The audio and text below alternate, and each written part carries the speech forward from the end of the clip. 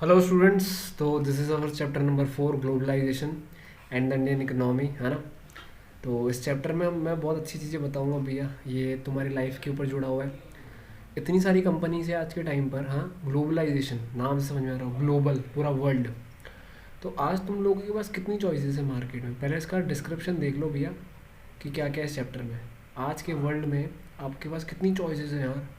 अब अगर आप किसी मोबाइल की शॉप पे जाओगे तो इतने सारे कैमरे आते हैं और इतने सारे फ़ोन्स आते हैं, सॉरी। और सिर्फ फ़ोन्स ही नहीं, आईपैड, टैबलेट्स, टच वाले फ़ोन्स, पता नहीं क्या क्या आ गया है यार आज के टाइम पे। इतना इतना कुछ डेवलपमेंट हो गया। टच वाले फ़ोन्स पहले नहीं होते थे, हाँ ना। मैंने स्पेसिफाई इसलिए किया क्योंकि पहले नहीं होते थे भाई। तो टेलीविज़न, स्मार्ट टीवीज़ आ गई है। एवरी सीज़न नए नए मॉडल्स आते हैं। अभी फ्लिपकार्ट पे सेल लग रही है, मतलब इंसान ही पागल हो जाए। प्रोडक्ट्स ख़त्म नहीं हो जाएंगे, इंसान की ज़िंदगी ज़रूर ख़त्म हो जाएगी। वो डेज गए भाई जब लोग एम्बेसडर या फिएट वाली गाड़ियों में घूमते थे। आज क्रिएटा जैसी कार आती है, BMW आती है, वगैरह वगैरह, ऑडी। तो इंडिया के जो लोग हैं वो कार बाय कर रहे हैं, जो आज की टॉप टॉप कंपनीज आ रही है। नए नए ब्रांड्स आ रहे हैं मार्केट में, ठीक है ना। शर्ट से लेकर टेलीविज़न, यानी छोटी छोटी चीज़ों से लेकर शर्ट्स हो गई, ठीक है, कार्स हो गई, मोबाइल्स हो गए। छोटी छोटी चीज़ों की ऊपर भी, हर चीज़ के ऊपर क्या आ रहा है, ब्रांडिंग। ये जो आपको चॉइसेस मिल रही है सर, ये पहले नहीं होती थी। और you would not have found such a wide variety of goods in Indian markets अगर आप लोग 20 ईयर्स बैक जाओ। 20 ईयर्स बैक आपको इस तरह के मिलेंगे नहीं गुड्स। तो इन अ मैटर ऑफ ईयर्स हमारे मार्केट ट्रांसफॉर्म हो गए। क्यों हो गए? ग्लोबलाइजेशन। भाई 1991 में इंडिया ने अलाउड किया था कि फॉरेन कंट्रीज़ इंडिया में आए, और जिसके कारण काफ़ी कुछ इन्वेस्टमेंट हो गया यार, काफ़ी कुछ अच्छा हो गया। समझ रहे हो बात को अच्छी तरीके से? ठीक है बेटा। तो how do you understand transformation, कैसे हुआ सर, आया कैसे ये, और व्हाट आर द फैक्टर्स जिसके बेसिस पर ये सब चेंजेस है, ये चेंजेस हमारी लाइफ को कैसे इफेक्ट कर रहे हैं। We shall dwell on this question in this chapter, हम लोग देखेंगे। तो चलो मैं आपको थोड़ा बढ़िया चीज़ बताता हूँ। ये देखो, वाओ, ये चीज़ क्या है। तो बेटा अब ध्यान से समझना। ग्लोबलाइजेशन चैप्टर नंबर 4, बेसिक तो चीज़ें बता दी मैंने आप लोगों को। तो सबसे पहले जो मेन टॉपिक है वो है प्रोडक्शन अक्रॉस कंट्रीज़। क्या टॉपिक है सर? Production across countries. तो ग्लोबलाइजेशन में होता क्या, बड़ी बड़ी मल्टीनेशनल कंपनीज़ क्या होती थी, एक जगह काम नहीं करवाती, वो अलग अलग जगह काम करवाती। मैं आपको डिटेल में समझाऊंगा। प्रोडक्शन अक्रॉस कंट्रीज़ का मतलब एक जगह प्रोडक्शन नहीं होता, अलग अलग जगहों पे प्रोडक्शन होता है। जैसे मैं आपको एग्जांपल देता हूँ, ये ब्रिटिशर्स थे, अंग्रेज़ थे, क्या करते थे? अंग्रेज इंडिया से ट्रेड करते थे, ठीक है, ट्रेड करते थे, ट्रेड। इंडिया एक्सपोर्टर था। क्या था सर? एक्सपोर्टर। किस चीज़ का एक्सपोर्टर? ये आपके नीचे लिखा हुआ है, रॉ मटेरियल का। किसका सर? रॉ मटेरियल का, ठीक है। और India was a importer. India क्या था सर? इम्पोर्टर था। किस चीज़ का? फिनिश गुड्स का। यानी हमारे देश से हम लोग ही रॉ मटेरियल्स अंग्रेजों को एक्सपोर्ट करते थे, अंग्रेज उसी रॉ मटेरियल से फिनिश गुड्स बना के हमको बेचते थे। समझदार। अब है मल्टीनेशनल कॉरपोरेशंस। ये रहा मल्टीनेशनल कॉरपोरेशंस। इसमें क्या चीज़ है? तो इसकी डेफिनेशन क्या होती है? वो कंपनी, नाम तो सुना होगा आपने, वो कंपनी जो ओन करके रखती है। क्या करके रखती है? ओन करके रखती है, कंट्रोल करके रखती है प्रोडक्शन। क्या लिखा हुआ है? Production in one or more country. In one or more country बच्चों, आई बात समझ में? वो company which owns control production in one or more country. Is that clear? बहुत बड़ी बड़ी कंपनीज हैं जो क्या करती है, जो मेन काम करती है। जैसे बहुत सारे कस्टमर कॉल सेंटर्स हैं हमारे यहाँ इंडिया में, कितने कॉल सेंटर्स हैं।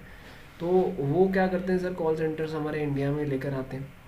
क्यों? हमारे इंडिया की लेबर स्किल्ड है पर चीप है, सस्ते में मिल जाता है, सस्ते में मस्त काम हो जाता है बच्चों, सिंपल सी बात है। तो मल्टीनेशनल कंपनी को जो चीज़ जहाँ पर सस्ती मिलेगी ना, मल्टीनेशनल कंपनी वहाँ से वो चीज़ क्या करती है सर? उठाती। एग्जाम्पल के तौर पे देख लेना, ठीक है। देखो देखो बच्चों, जैसे चाइना का एग्जांपल बताऊँ, मैं लिख देता हूँ यहाँ पर। चाइना में चीप मैन्युफैक्चरिंग लोकेशंस है। क्या है? चीप, शॉर्ट में लिख रहा हूँ, चीप मैन्युफैक्चरिंग व्हाट लोकेशंस। ये चीज़ याद रखना भैया, चीप मैन्युफैक्चरिंग लोकेशंस, ठीक है। अगर मैक्सिको की बात करूँ, किसकी बात करें सर? मैक्सिको की बात करते हैं हम लोग यहाँ पर, मैक्सिको की। ठीक है, मैक्सिको का मार्केट बहुत शानदार है। क्या है सर? मैक्सिको में मार्केट बहुत अच्छा है।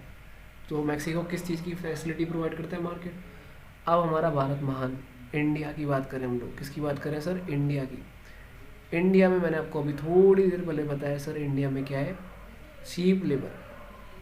एक सेकेंड, एक सेकेंड, ये कभी कभी बटन दब जाता है यार। इंडिया में क्या है? Cheap labour. ये देखो, चीप लेबर। तो मैंने बताया ना, जो चीज़ जहाँ सस्ती मिलेगी वहाँ से एमएनसी उठा देगी भैया। तो चाइना चीफ मैन्युफैक्चरिंग लोकेशंस की बात करता है सर, मैक्सिको मार्केट की बात करता है, और इंडिया चीप लेबर। तो मल्टीनेशनल कंपनीज जिसको पता है कि कहाँ पर कौन कौन सी चीज़ें मिल रही है वो वहाँ पर जाएगी भैया। ठीक है, तो ये रहा आपका चाइना, ये चाइना, ये मैक्सिको, और ये इंडिया। ठीक है, इस पेज को लिख लेना अपने में। आगे बढ़ते हैं, अब मैं थोड़ा एनसीईआरटी से पढ़ाता हूँ। ये देखो बच्चों, तो ये रहा सारा आपकी डेफिनेशन। प्रोडक्शन अक्रॉस कंट्री जो मैंने आपको बताया, until the middle of 20th century जो प्रोडक्शन है लार्जली ऑर्गेनाइज था कंट्रीज़ में। What cross the boundaries of these countries were raw material. तो यार आज जो चीज़ मेरे देश में नहीं मिलेगी तो वो मैं कहीं दूसरे से लूँगा, क्योंकि एक देश के अंदर सारे रिसोर्सेज नहीं होते, ये याद रखना। तो रॉ मटेरियल के लिए, या फिर किसके लिए मैं भागूंगा? फिनिश प्रोडक्ट्स के लिए। किसके लिए सर? फिनिश प्रोडक्ट्स के लिए। फूड स्टफ्स होते हैं, बहुत सारे खाने पीने के आइटम नहीं मिलते। तो कॉलोनीज, इंडिया मैंने आपको बताया एक्सपोर्टर था रॉ मटेरियल का, भी मैंने आपको बताया है ना। तो इंडिया एक्सपोर्ट करता था रॉ मटेरियल और इम्पोर्ट करता था फिनिश गुड अंग्रेज़ों से। ट्रेड एक तरीका था जिसके बेसिस पर इंडिया और अंग्रेज़ों का लिंक बैठा, और ये सारा मल्टीनेशनल कॉरपोरेशंस के थ्रू होता था। एमएनसी जो मैंने आपको बताया, व्हाट इज़ एमएनसी? एमएनसी एक कंपनी होती है जो ओन करती है, कंट्रोल करती है प्रोडक्शन एक से ज़्यादा कंट्री में, जो आपको मैंने क्लियर किया। एमएनसी ने ऑफिस सेटअप करके रखे हैं, फैक्ट्री सेटअप करके रखी है प्रोडक्शन करने के लिए, cheap labour, other resources. This is done so that the cost of production is, क्या लिखा हुआ है, लो। एमएनसी काफ़ी अच्छा लेवल पर क्या कमाती है सर? प्रॉफिट कमाती है। क्या कमाती है? प्रॉफिट। ठीक है, सिंपल सी बात है।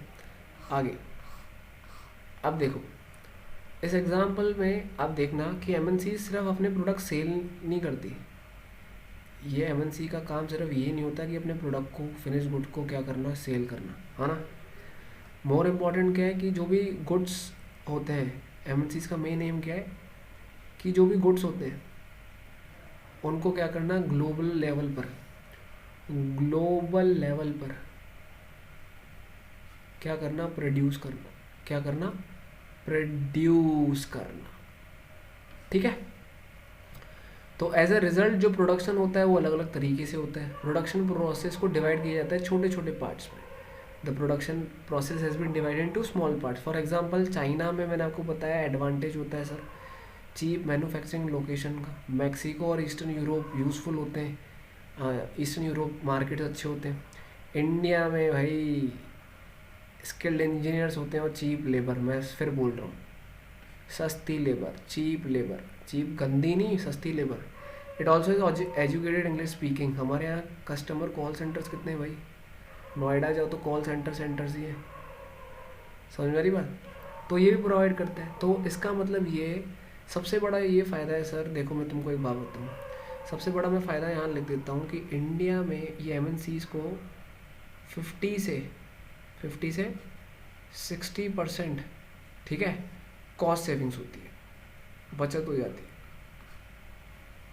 ओ ऐसा होता है, यस, व्हाई नॉट, है ना। कॉस्ट सेविंग्स हो जाती है एमएनसीज़ को, क्योंकि जो चीज़ आज सस्ती मिलेगी, लोगों को लगता है तो बेवकूफ़ है, अलग अलग देशों से कराते हैं। बेवकूफ़ नहीं है, बहुत समझदार है, बहुत पैसा कमाते हैं लोग। तो मल्टीनेशनल कंपनीज तो बहुत समझदार होती है बच्चों। अब आगे बढ़ते हैं, interlinking production across the countries. ये क्या है? इसमें ये बच्चों ध्यान से समझना, जो भी एमएनसीज होती है वो प्रोडक्शन वहाँ करती है जो मार्केट के क्लोज हो, वह जहाँ पर स्किल्ड और कौन सी लेबर हो, अनस्किल्ड, लो कॉस्ट में, जहाँ पर सारे फैक्टर्स ऑफ प्रोडक्शन मिल जाए। अब बच्चों फैक्टर्स ऑफ प्रोडक्शन कौन से होते हैं? देखो मैं आपको बता दूँ, फैक्टर्स ऑफ प्रोडक्शन कौन से होते हैं? देखो, 4 फैक्टर्स ऑफ प्रोडक्शन होते हैं। कितने सर? 4। यहाँ लिख देता हूँ, factors of what? Factors of production. ठीक है, ये कितने होते हैं सर? 4। मैं आपको बताता हूँ कौन कौन से होते हैं। एक सेकेंड।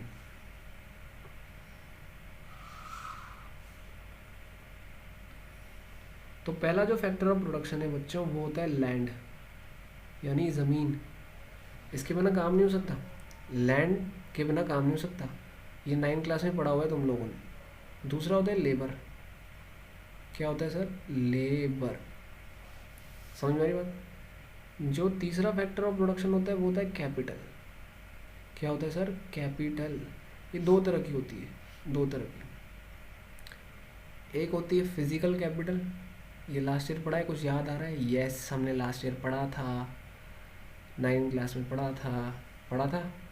तो याद होना चाहिए, तुम लोग खुद ही बता देना चाहिए मेरे को, हाँ ना? कौन सी कैपिटल? Physical capital. और उसके बाद एक होती है वर्किंग कैपिटल। कौन सी कैपिटल? Working capital. ठीक है, ये भी पढ़ा था हम लोगों ने लास्ट ईयर। ये 4 फैक्टर्स ऑफ प्रोडक्शन होते हैं जिनके बेसिस पर काम होता है। ये नहीं होता तो काम ही नहीं हो। चौथा फैक्टर्स ऑफ प्रोडक्शन कौन सा होता है? चौथा फैक्टर्स ऑफ प्रोडक्शन वो होता है ह्यूमन कैपिटल, बोलते हैं उसको। एंटरप्रेन्योर भी बोलते हैं, और क्या बोलते हैं? ह्यूमन, क्या बोलते हैं? कैपिटल। तो ये 4 चीज़ें होती है जिसके बिना काम होता है। और अगर ये चारों चीज़ें नहीं हो तो भैया कोई सेंस नहीं है फिर तो वही लिखा हुआ है इसमें। क्या लिखा हुआ है sir? MNCs might look for a government policies that look after their interest. You will read more about the policies later in chapter. सबसे मोस्ट इम्पॉर्टेंट ये चीज़ होती है कि सरकार पॉलिसीज़ कैसे निकालती है, गवर्नमेंट पॉलिसीज़ कैसी है। अगर सरकार की पॉलिसीज़ ही बेकार है, ठीक है, यानी गवर्नमेंट ढंग से काम ही नहीं कर रही, मतलब गवर्नमेंट की पॉलिसी स्ट्रिक्ट है, ढंग से काम नहीं, गवर्नमेंट की पॉलिसीज़ अगर स्ट्रिक्ट है, मान लो मैं किसी कंट्री में इन्वेस्ट करना चाहता हूँ, या कोई बाहर का फॉरेन कंट्री का पर्सन इंडिया में पैसा कुछ करना चाहता है, बिजनेस करना चाहता है, तो ऐसे ही कर देगा क्या भाई? तो उसको देखनी पड़ेगी कि गवर्नमेंट अलाउड कितने तक करती है, कौन सी इंडस्ट्रीज़ को अलाउड करती है, कितना इन्वेस्टमेंट करना पड़ेगा, क्या टैक्सेस हैं, सब देखना पड़ता है भैया। Having assured themselves of this condition, MNCs ने सेटअप करी फैक्ट्रीज, ऑफिसेज प्रोडक्शन के लिए। फैक्ट्रीज धीरे धीरे आई। तो इस पैराग्राफ में किसकी बात हो रही है सर? ये जो हम पढ़ रहे हैं, एक तो फैक्ट्रीज लोगों ने सेटअप करना स्टार्ट कर दी, और ऑफिसेज सेटअप करने लग दिए। ऑफिसेज, तो money that is spent to buy assets such as land, building, machines, other is called investment. An investment made by MNC is called foreign investment. अब ये चीज़ क्या है? अब मैं तुम लोग को समझाता हूँ ढंग से, बहुत ढंग से समझाता हूँ, ध्यान देना। इसको पहले रब कर दें सर, नहीं इतना टाइम नहीं है। देखो यार, आज मैं मान लो बिजनेस स्टार्ट कर रहा हूँ, हाँ, इन्वेस्ट स्टार्ट करना चाहता हूँ मैं इंडिया में। तो सबसे पहले मुझे क्या करना पड़ेगा? इन्वेस्टमेंट करना पड़ेगा। क्या करना पड़ेगा सर? सर आपको इन्वेस्टमेंट करना पड़ेगा। आ रही बात समझ में? इन्वेस्टमेंट लाइक आपको बाय करना पड़ेगा व्हाट? आपको बाय करना पड़ेगा मशीन्स। ये लिख देता हूँ, क्या बाय करना पड़ेगा? मशीन्स। आपको बाय करना पड़ेगा बिल्डिंग। क्या बाय करना पड़ेगा? बिल्डिंग। तो ये जनरली है क्या? ये इन्वेस्टमेंट है, इसमें पैसा इन्वेस्ट करना पड़ेगा। क्या इन्वेस्ट करना पड़ेगा? मनी इन्वेस्ट करना पड़ेगा। अगर यही नहीं होगा तो फिर सेंस ही नहीं ना। इसको बोलते हैं इन्वेस्टमेंट जनरली। और आपकी एक दूसरी चीज़ होती है, इसको मैं हाईलाइट कर देता हूँ। क्या क्या बाय करना पड़ेगा? मशीन्स, और क्या लिखा हुआ है? बिल्डिंग्स। और एक दूसरी चीज़ होती है आप लोगों की, वो होती है फॉरेन इन्वेस्टमेंट। क्या बोलते हैं सर? Foreign investment. ये फॉरेन इन्वेस्टमेंट क्या होता है? इन्वेस्टमेंट तो तुम लोगों को पता पड़ गया। अब हम लोग किसकी बात करते हैं सर? फॉरेन इन्वेस्टमेंट की। फॉरेन इन्वेस्टमेंट, ठीक है, एक सेकेंड।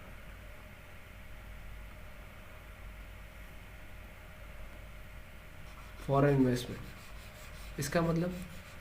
इसका मतलब ये कि जो भी एमएनसीज इन्वेस्ट करती है, क्या करती है, इन्वेस्ट करती है कहाँ पर, या तो इंडिया में या तो हमारे देश में करेगी, और in any other country, in an any what other, क्या लिखा हुआ है, कंट्री। समझ आई बात, या तो इंडिया में या फिर किसी भी दूसरी कंट्री में क्या करती है, अगर कोई एमएनसी इन्वेस्ट करती है तो उसको हम लोग बोलते हैं फॉरेन इन्वेस्टमेंट।